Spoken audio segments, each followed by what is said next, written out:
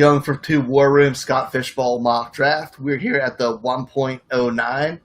I'm here with AlFFred Fernandez at AL_FF_RED. He writes for he's now writing for DLF and Razzball. How you doing today, AlFFred? Hey, I'm doing great, and good job with the handle. My co-host on a show we do for Razzball can never even get it right, so you got it first time. Nice job.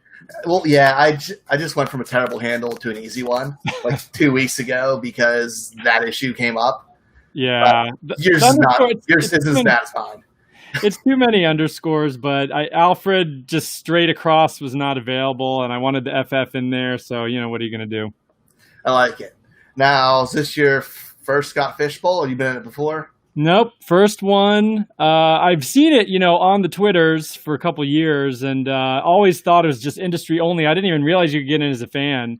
So definitely thought it was not something I could do.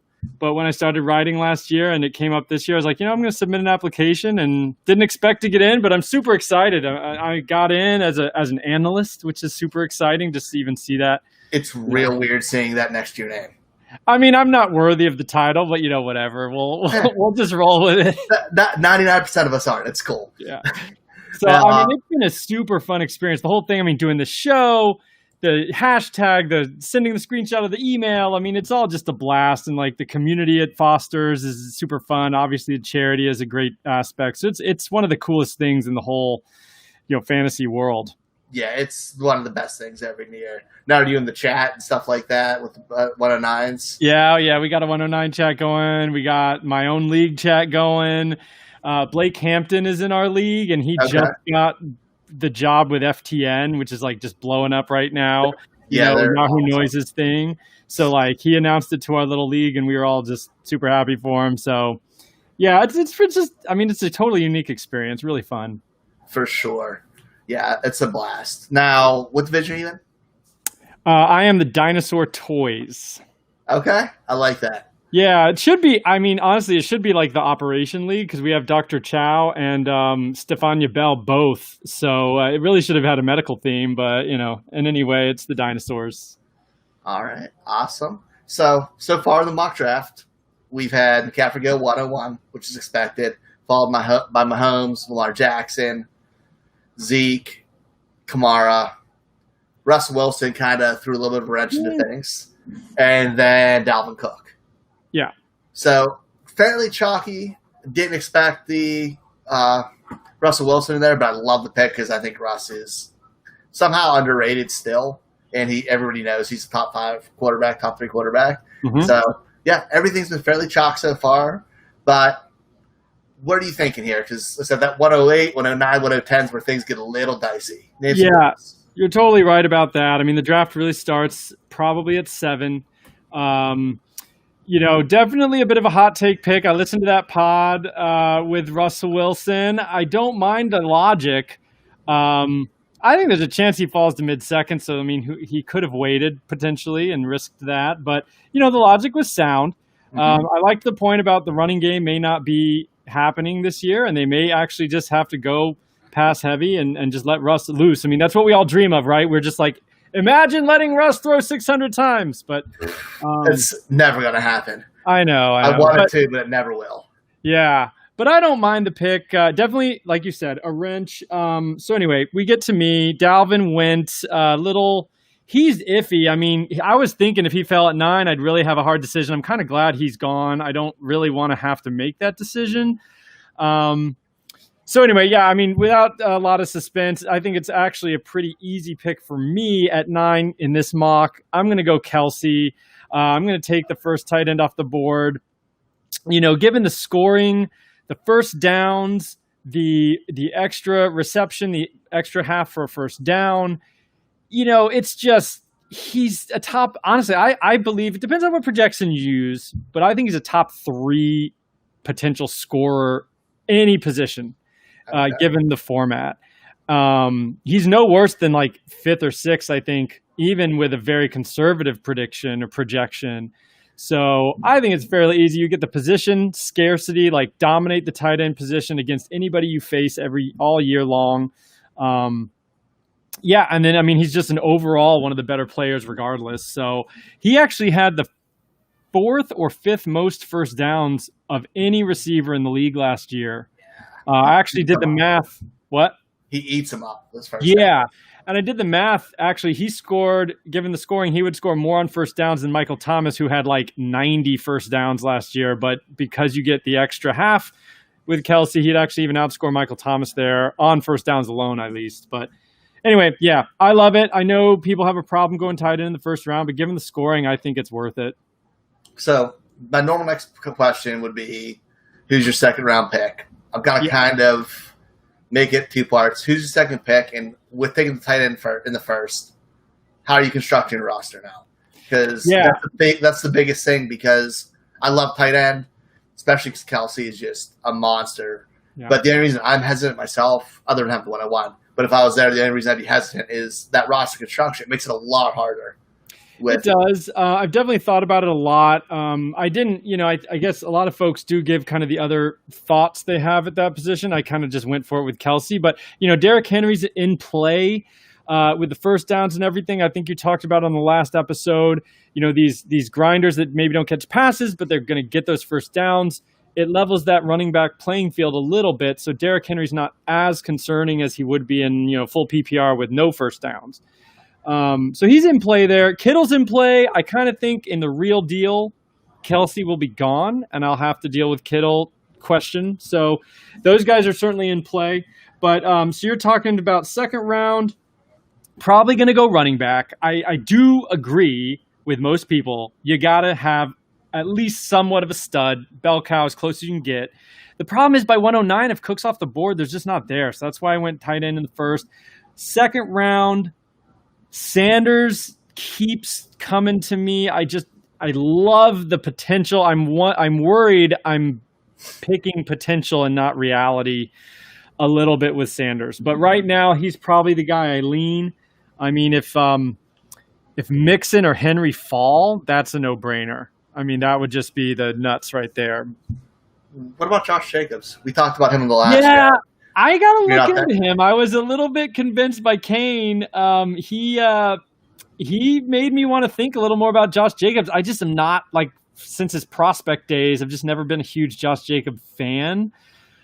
But it's intriguing. And their O-line is great in Oakland. I agree Gruden's going to, he needs a running back. He's happy to make a bell cow running back his feature. So I may need to take a look at that, because once you get, Mixon's probably going to go. Henry's probably going to go. I mean, that would be a dream if they fell. They probably won't. So then you are looking at Eckler, Aaron Jones, Miles Sanders, Drake, Josh Jacobs. That's kind of that tier. Chubb, but Chubb should be in the discussion there too. There's just something about him. What do you think about Nick Chubb? I'll throw it at you. I love Nick Chubb, the player. Yeah. I don't love the situation. Yeah. I think he's going to do better than we think. I think he's going to be a borderline RB1. So I think he's going in any format, because I think that offense is going to click a lot better. So he's going to get red zone touches, and he's going to get the short yardage, which should help for this format.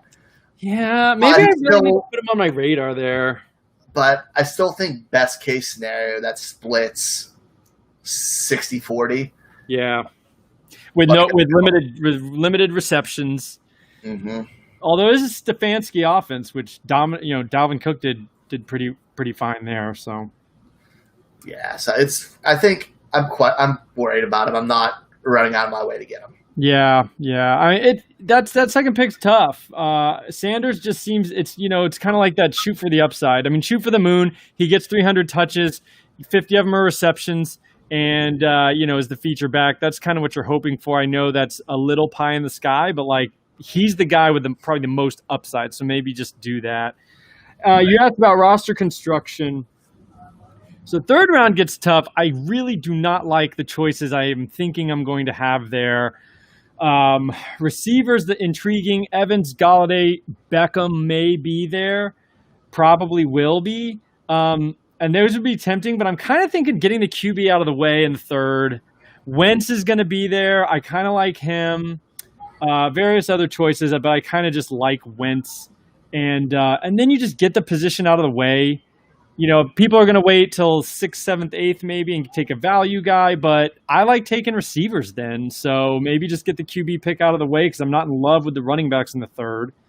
And that's kind of where I'm thinking. And then almost for sure, double tap running backs in 4th and 5th. So I'll have 3 on the team. Wide receivers, then it becomes wide receiver time. And then it's just like Robert Woods, Terry McLaurin, Tyler Lockett. I mean, guys like that I think are undervalued, have a chance at back end wide receiver 1 numbers, but are going as wide receiver 2s. And then just like hopefully stock maybe 3 of those guys is kind of the way I'm thinking. So then by the time I'm, in the 7th round, I've got my 3 receivers, 3 running backs, and a quarterback. And no, I have my tight end. So maybe 2-2, 1-1 would be in the 6th, and then a 3rd receiver in the 7th, something like that. What about that 2nd or 3rd quarterback? Yeah, that's a great question.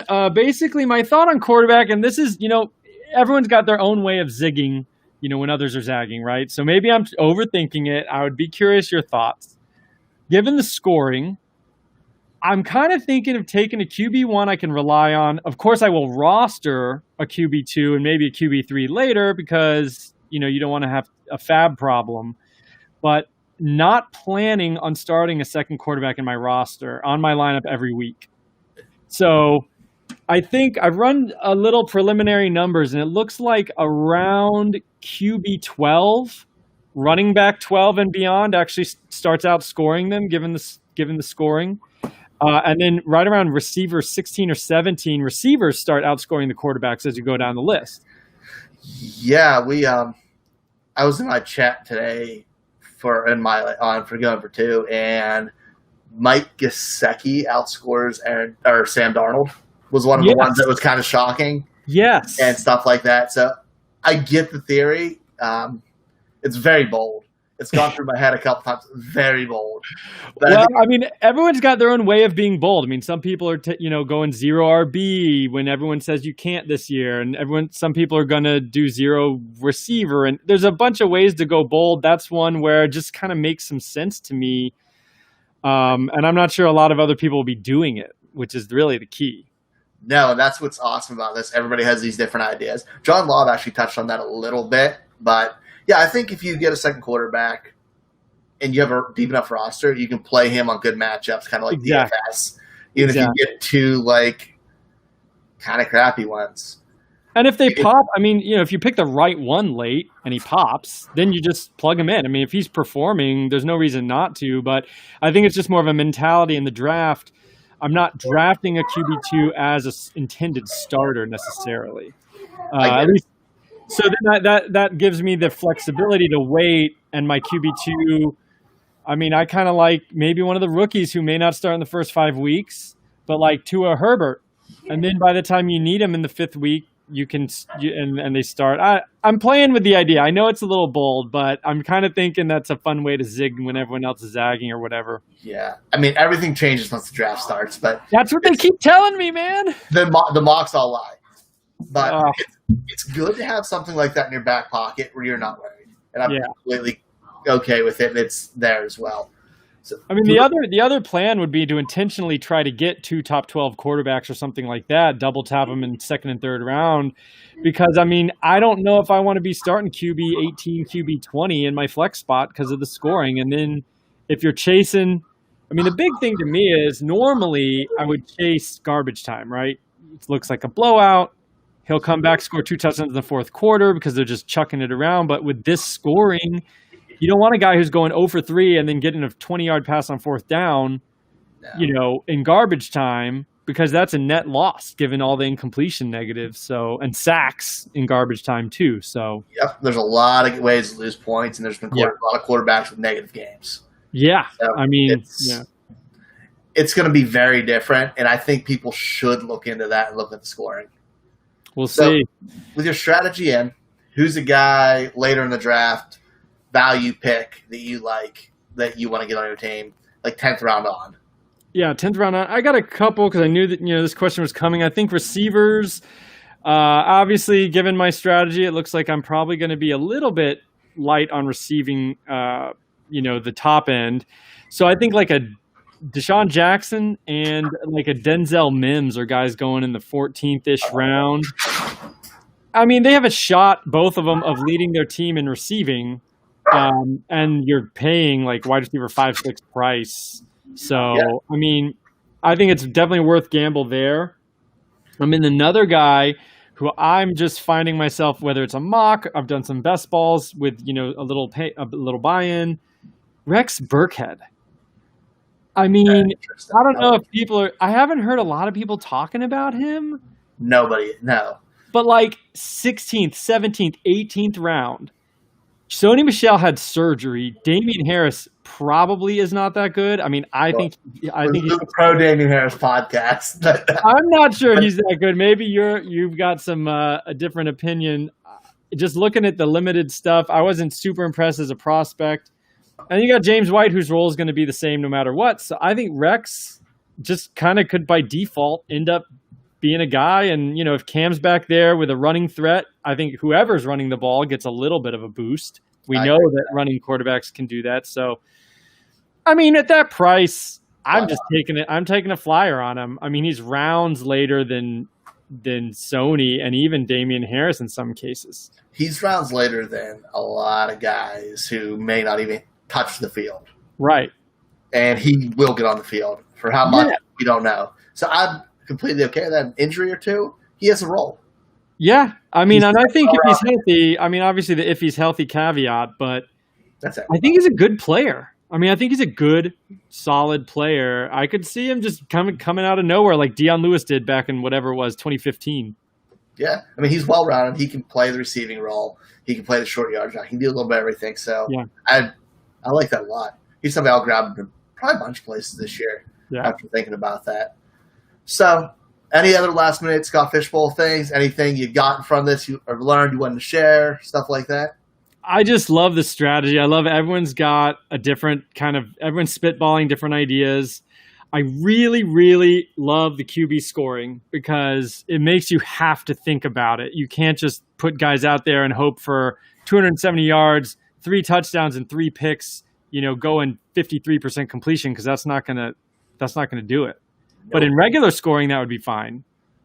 Yeah, and it's awesome. It makes it very different. My home league's kind of like that, but not as extreme. So it's really nice. We do +1, -1 for completions and incompletions. But the half in whole was so much better. I want to switch my league to that.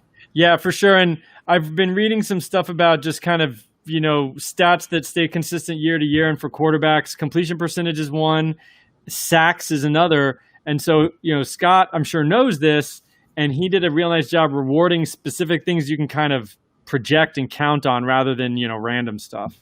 Yeah, it's awesome. This is my favorite score I think I've ever seen. Really cool. Yeah, for sure. Yeah. Well, dude, thank you so much for coming on. Tell everybody where they can find you, what you're working on. Yeah, like you said, I'm trying to be pretty active on the Twitters, AL_FF_RED, or you could probably just search ALFFRED because that'll come up too. I'm writing for Razzball. And then doing kind of more redraft type centered stuff there. And then at DLF, more dynasty centered stuff. I kind of like to specialize in Devy. And I really just want to make Devy as popular as Dynasty. I like to say if you like Dynasty, you're going to love Devy. So I'm just trying to get that more popular because it's a super fun format. Love it. I'm a huge Devy fan. I do Devy for TDR, so yeah. Oh, yeah. We're speaking the same language. Yes. Well, awesome, man. It was great having you on. And we will definitely get you on for another show. Awesome. But hey, have a good night, and we'll be back, guys, with the 1.10. And make sure to buy raffle tickets for the Amari Cooper autographed helmet. It's going to be the winners announced on Monday.